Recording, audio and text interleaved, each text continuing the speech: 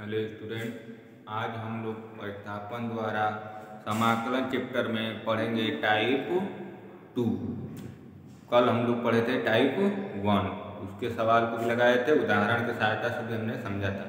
उसी तरह से आज भी हम टाइप 2 को पढ़ेंगे। टाइप 2 में भी दो प्रकार है। पहला प्रकार क्या है इसके बारे में समझेंगे, कैसे हम उसको पहचानेंगे इसको भी जानेंगे, तथा किस की ज़रूरत होगी उसे पहचानने के लिए और सॉल्व करने के लिए आपको क्या पता होना चाहिए। तो टाइप 2 में दोनों क्वेश्चनों को यानी दोनों टाइपों को पढ़ने के लिए टाइप 2 के सबसे ज़रूरी है आपको जानना क्या, तो अवकलन गुणांक आपको पता होना चाहिए कि अवकलन गुणांक क्या होता है, किस चीज़ का अवकलन क्या होगा। जैसे साइन का अवकलन क्या होगा, कास का अवकलन क्या होता है, tan x का अवकलन क्या होता है, ये सब अवकलन गुणांक आपको पहले से पता होना चाहिए। क्योंकि यहाँ दो फंक्शन आपको देंगे, हम समझते हैं पहले टाइप को। यहाँ पे दो फंक्शन आपको देंगे, एक फंक्शन दूसरे फंक्शन का अवकलन गुणांक होगा और आपस में दोनों का क्या किया गया होगा, गुणा किया गया होगा।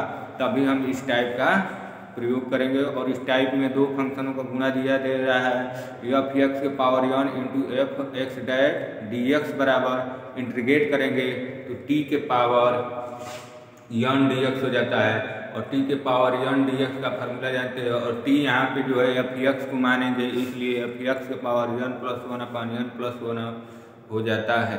तो आइए समझते हैं पहले कि हम यहाँ क्या करेंगे। तो हमें सबसे पहले दो फंक्शन जैसे एफ एक्स के power n into F dot X दे रहा है, तो सबसे पहले आपको यहाँ देखना होगा कि किसका अवकलन गुणांक क्या है। जैसे हमने मान लिया एफ एक्स के पावर जो गुणांक हो रहा है एफ डैट एक्स, ये इसका अवकलन गुणांक है। क्या है ये, इसका अवकलन गुणांक है, अवकलन गुणांक है। तो जिसका अवकलन गुणांक जो होता है उसी को आपको टी मानना है। मान लीजिए एफ एक्स बराबर क्या है, टी। पहला स्टेप आपको क्या करना है, जो अवकलन गुणांक है उसको क्या मान लेना है, टी मान लेना है। अब दोनों पक्षों का टी के रिस्पेक्ट में क्या कीजिएगा, अवकलन गुणांक। यहाँ पर हमने देखा कि ये इसका अवकलन गुणांक एफ एक्स का एफ डैट एक्स मिल रहा है, हम इसको क्या मान लिए, टी मान लेंगे। अब दोनों पक्षों का आपको करना होगा अवकलन गुणांक, तो बताया था डी बाई डी एक्स किया जाता है, यहाँ पे डी बाई डी एक्स करेंगे। तो एफ एक्स का अवकलन गुणांक आपको पता है एफ एक्स डैट हो जाता है, लेकिन टी का एक्स के रिस्पेक्ट में अवकलन नहीं हो सकता। तो यहाँ देखिए डी टी बचेगा, डी टी अपन में डी एक्स, लेकिन इस डी एक्स यहाँ गुणा कर दिया जाएगा। और देखिए F dot x D x बराबर क्या मिल गया हमको, डी टी मिल जाता है। और एफ एक्स बराबर आप क्या मान चुके हैं, टी मान चुके हैं।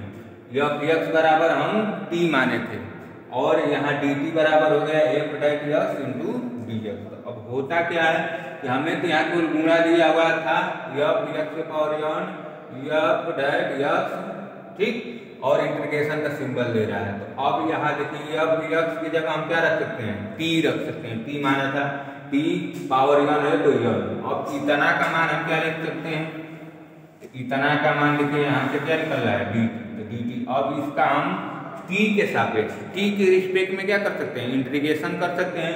क्योंकि यहाँ भी टी है, यहाँ भी टी है। हमने क्या बताया था, अगर यहाँ एक्स है हम एक्स के सापेक्ष या तो अवकलन करेंगे या तो समाकलन करेंगे।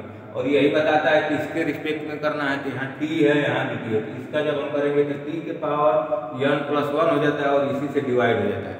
क्योंकि हम टी किसको माने थे, तो एक्स को माने थे, तो हमने यहाँ एफ एक्स को रख दिया। तो ये हमारा फार्मूला हो जाता है।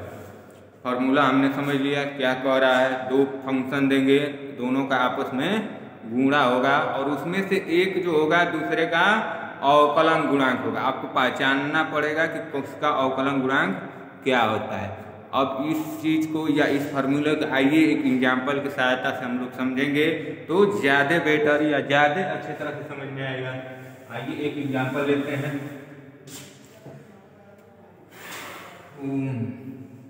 लेते हैं sec square x into tan x या टेन स्क्वायर एक्स भी हम ले सकते हैं, ठीक। अब ये हमको सवाल दे दिया। सबसे पहले आपको पहचानना क्या है, तो दोनों आपस में गुणा किया गया है, दो पदों का। तो यहाँ से स्क्वायर एक्स अलग है, टेन स्क्वायर एक्स अलग है। पहला स्टेप दोनों पदों का आपस में गुणा किया गया होगा। दूसरा स्टेप आपको इसमें देखना है कि इसका अवकलन गुणांक क्या होता है, तो सेक स्क्वायर एक्स का अवकलन गुणांक हमने नहीं पढ़ा है। सेक एक्स का पढ़ा था, सेक स्क्वायर एक्स का भी अवकलन गुणांक कर सकते हैं चैन रूल से। तो हम देखेंगे कि सेक स्क्वायर एक्स का अवकलन गुणांक tan स्क्वायर एक्स नहीं प्राप्त होगा। एक बार आप प्रयास करिएगा, नहीं आएगा।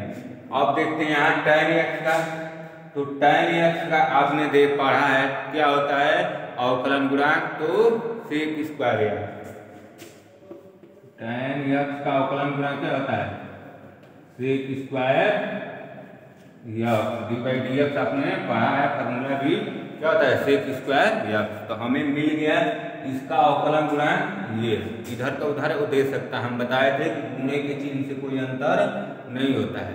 तो हमें यहाँ पहली चीज क्या देखना था, आपस में गुणा किया गया है। दूसरी चीज किसका अवकलन गुणांक कौन है, tan का अवकलन गुणांक सेक स्क्वायर एक्स है। तो जिसका अवकलन गुणांक मिल रहा है उसी को क्या मान लेना है, t मान लेना है। तो हम मान लेंगे कि माना tan एक्स बराबर क्या है t। अब दूसरा इसके बाद क्या करना है आपको, x के सापेक्ष अवकलन गुणांक, यहाँ लिखेंगे x के सापेक्ष, ठीक, अवकलन गुणांक करने पर, यानी D by d x tan x बराबर t upon D by d x. अब इसका अवकलन गुणांक आप करेंगे तो क्या मिलेगा, तो मिलेगा sec square x, sec square x, इस पूरे पद का। यहाँ डी टी अपन डी एक्स रह जाएगा कि नहीं रह जाएगा, क्योंकि हम क्या बताएं यहाँ टी है यहाँ एक्स है, ये एक दूसरे के रिस्पेक्ट में नहीं है। यहाँ टी होता तो हो जाता या यहाँ एक्स होता तो हो जाता। तो अब यहाँ डी टी अपन डी एक्स बच गया। अब इस डी एक्स से यहाँ गुणा करेंगे, यहाँ आ जाएगा डी एक्स बराबर डी टी। ये इक्वेशन नंबर 1 समझिए। हमने क्या किया है, तो हमें सबसे पहले पता करना है ये दोनों गुणा में थे किसका अवकलन क्या है, तो tan x का अवकलन सेक स्क्वायर x हमको मिल गया है। हमने तुरंत tan x को t के बराबर मान लेना है। हमने t मान लिया, इसका अवकलन x के सापेक्ष में किया तो हो गया सेक स्क्वायर x, और ये dt अपन dx, इस dx से यहाँ गुणा किया तो सेक स्क्वायर x dx बराबर dt, इक्वेशन नंबर 1। अब आइए आगे समझते हैं, आगे हमको क्या समझना है।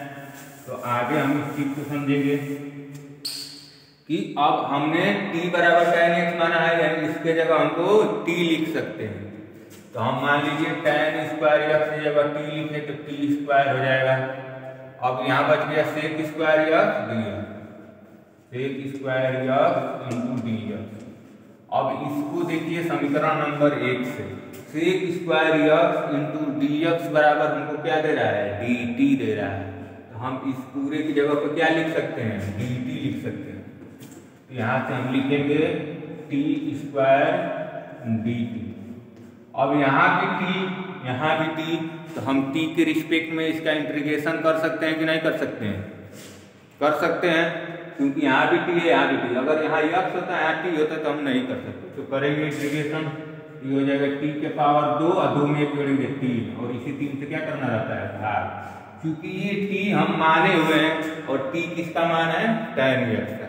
तो हम क्या करेंगे यहाँ पे t का मान रख देंगे, तो ये हो जाएगा tan के पावर 3x अपन 3 प्लस c, आप जानते हैं लगाना ही लगाना है। ये हमारा आंसर आ गया। हमने अभी फॉर्मूला भी पढ़ा था, दो फंक्शनों का गुणा अगर दे रहा है तो आपको बस एक चीज मानना है, किसको, जिसको t मानना है उसी को लीजिए, n के पावर n प्लस 1, यहाँ 2 था तो 2 धन 1 बटा में 3 आंसर।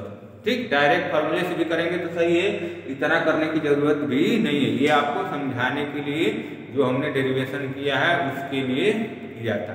तो आपने समझा है इस पैटर्न को, इस पैटर्न को कैसे हम लोग सॉल्व करते हैं। इस पैटर्न में क्या समझा हमने, हमें क्वेश्चन दिया था sec square x into tan square x dx। सबसे पहले आपको पहचानना है कि गुणा में दिया है कि नहीं। गुणा दिया है तो किसका अवकलन गुणा किया है, क्या सेक स्क्वायर एक्स का अवकलन ये होता है, नहीं।